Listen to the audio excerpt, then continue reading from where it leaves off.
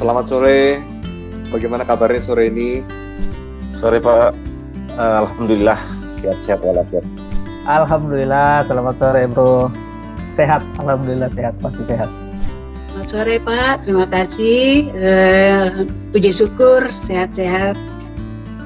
Assalamualaikum Mas Bayu, Alhamdulillah sehat ini. Ya walafiat. Sore Pak Bayu, puji Tuhan sehat Pak. Ya. Senang nih ngelihat nih wajah cerah lagi nih. Ingin denger nih sharing pengalamannya. Kan sekarang sudah recover ya dari COVID-19. Mungkin bisa sharing bagaimana pengalamannya selama perawatan?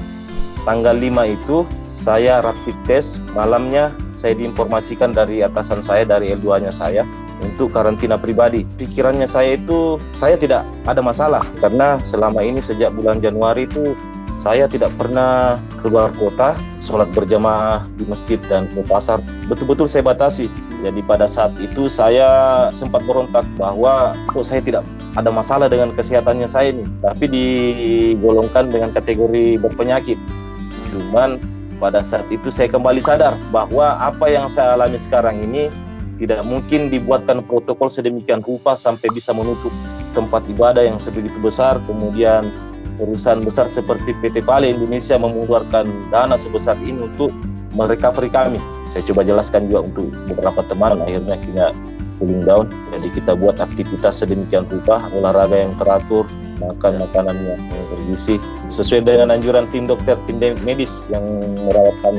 Saya di tempat karantina, tempat isolasi di Jalan Danau Rano 9, itu sekitar 25 hari. Saya ada riwayat kontak dengan salah satu yang positif. Nah, jadi saya telepon ke IMT, terus diarahkan untuk karantina malam itu, besoknya langsung rapid. Itu sebelum rapid test massal untuk karyawan. Malamnya dapat berita reaktif sampai swab pertama itu tanggal 5 dan seterusnya sampai 43 hari. Ya, awalnya shock Mas. Waktu muncul berita satu orang karyawan kita di Jakarta kena, nah orang di situ sudah mulai gerasa-gerusu, termasuk saya. Terus di sosmed banyak yang penasaran kan, siapa nih orangnya? Ada yang bilang harus dibuka identitasnya dong, ada yang bilang tidak. Nah di masa-masa itu orang masih takut semua, takut untuk ketahuan. Nah jadi saya inisiatif, saya publish ke orang-orang, jadi tujuannya itu supaya orang-orang itu aware.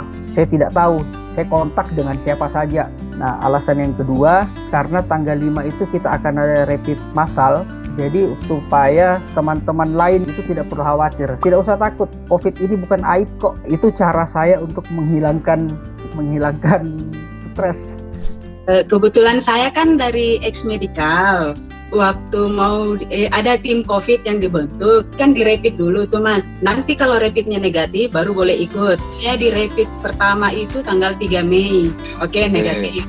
Boleh bergabung. Range waktu 10 hari, saya rapid kedua lagi, masih negatif. Kebetulan atasan mengusulkan supaya swab karena riwayat kontak juga dengan teman yang rapidnya positif waktu itu. Swab pertama itu masih negatif.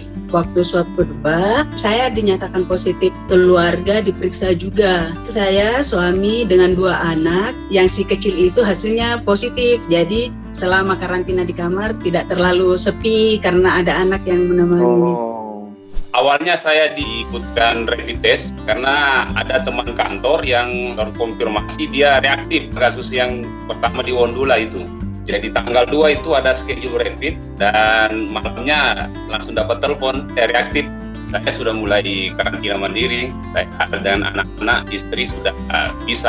Sekitar 7 hari baru ada hasil swab. Jam 2 subuh saya dijemput ambulans ke Walken. Saya sempat drop, bingung juga. Karena memang di Kecamatan Wasponda pasien pertama ya saya dengan adik serumah ini. Jadi luar biasa tuh respon dari masyarakat tuh melihat ini namanya COVID, karena mungkin pengaruh di media sosial atau media-media ekstrim itu luar biasa. Ya. Saya di rapid itu di tanggal 12 Mei, rapid massal yang dilakukan perusahaan. Tanggal 13 dihubungi atasan kalau reaktif. Tanggal 19 keluar hasil swab pertama negatif, langsung di swab lagi di hari yang sama. 23 Mei keluar hasil, pertama atasan yang telepon kalau hasilnya positif. Dan situ ditawarin mau karantina di Olcamp atau ikut wisata COVID yang program pemerintah. Saya pilihnya di Olcamp saja karena sudah diskusi juga sama keluarga. 24 malam dijemput ke Olcamp. 3 minggu selama di Allcamp. Karena ini adalah pandemi ataupun virus yang belum ada obatnya sama sekali, jadi saya merasa ketakutan. Terutama bikin kaget tuh, saya masih punya banyak keluarga yang ada di sekitar saya, teman-teman saya, bawahan saya, terus saya paparkan ke orang lain. Sementara yang saya rasakan ini tidak sama dengan orang lain rasakan. Efeknya kan bisa menimbulkan perasaan bersalah yang ada beban mental sendiri lah untuk hal yang seperti itu. Kalau untuk dari sekitar lingkungan sosialnya kami di sini, khususnya di daerah Takuangdau, itu betul-betul sampai maksimal. Jadi pada saat saya positif rapid, saya informasikan ke teman yang jaga portal, mereka menyarankan untuk stay at home. Apapun kebutuhan nanti kami yang uruskan kalau kebutuhannya ada di luar. Jadi pada saat itu masih bulan puasa juga, setiap sore itu teman-teman itu yang bawakan takjil apa segala macam. Bahkan untuk makanan pokok juga mereka siapkan.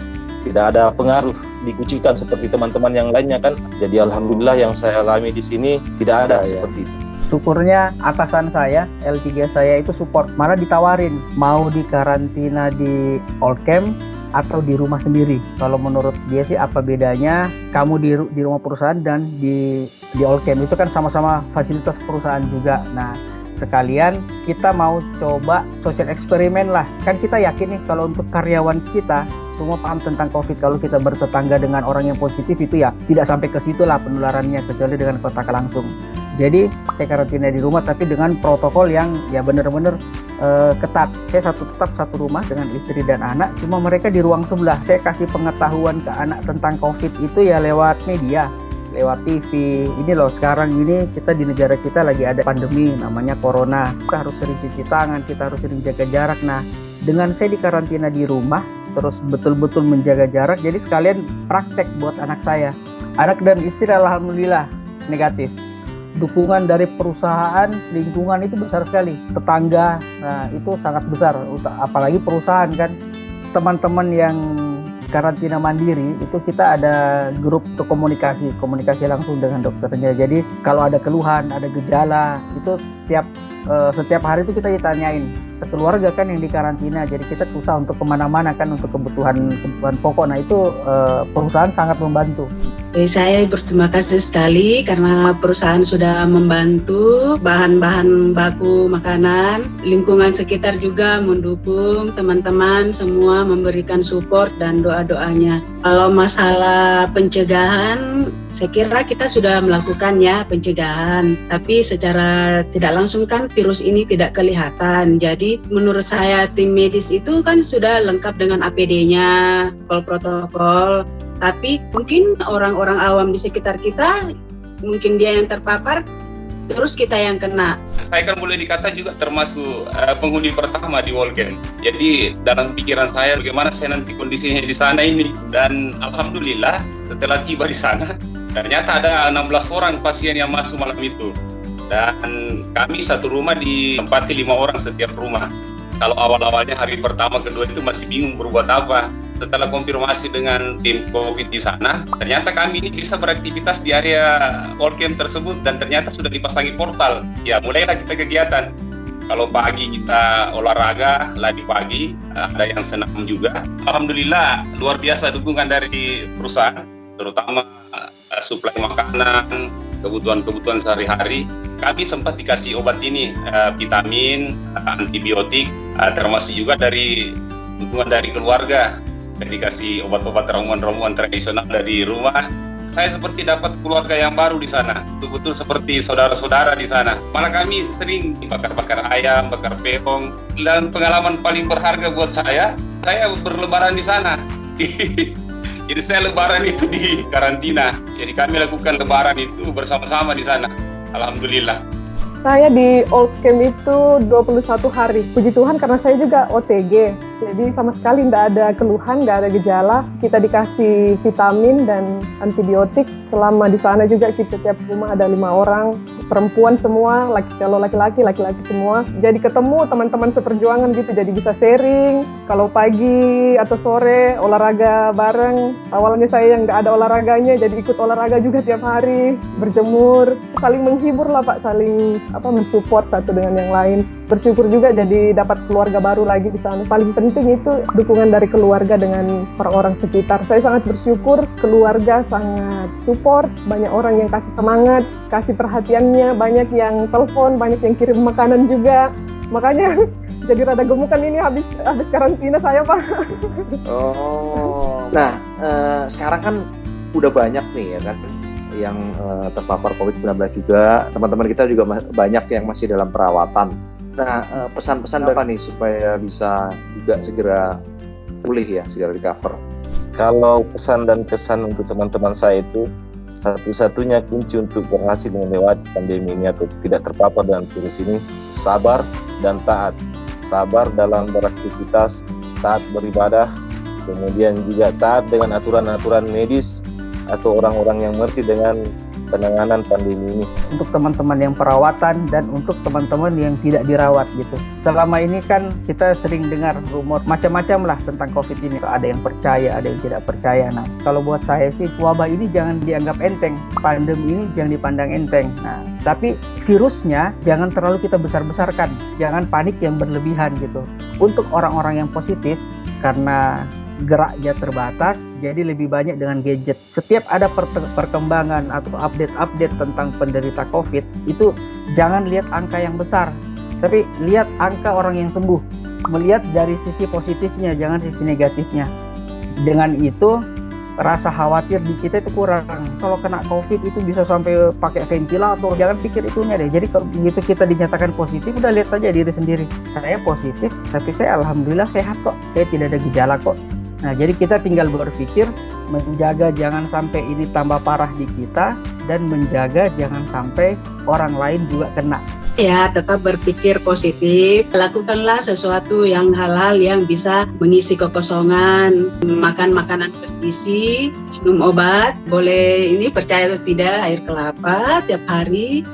Beras jeruk nipis 1 dengan garam 1 sendok rata. Yang penting itu sebenarnya sih selalu positive thinking. Artinya jangan terlalu banyak berpikiran yang tidak-tidak. Percayakan diri kita bahwasanya saya ini tidak sakit. Saya mungkin ada virus di dalam tubuh saya, tapi alhamdulillah tidak ada gejala-gejala yang sama sekali tidak ini. Jadi tetap lakukan protokol kesehatan, jaga kebersihan, selalu konsumsi makanan-makanan bergizi, buah-buahan terutama. Yang penting itu sebenarnya sih semangatnya, semangat untuk mau cepat bebas dari virus itu. Tetap semangat. Yang paling penting itu harus semangat, karena saya selama di sana kan 4 kali swab, jadi total saya 6 kali swab. Saya pernah satu rumah itu 5 orang, pas keluar hasil swab 4 orang itu negatif, tinggal saya sendiri yang masih positif. 4 down juga sebentar, tapi berusaha supaya tetap semangat. Kesusahan sehari cukup untuk sehari, besoknya harus semangat lagi buat sembuh. Oke, terima kasih nih atas sharingnya ya. Nanti ini kan kita mau juga sebarkan ke rekan-rekan ya. Iya, Boleh kita share ya? Iya. Oke, itu. Iya, siap-siap, insya Allah.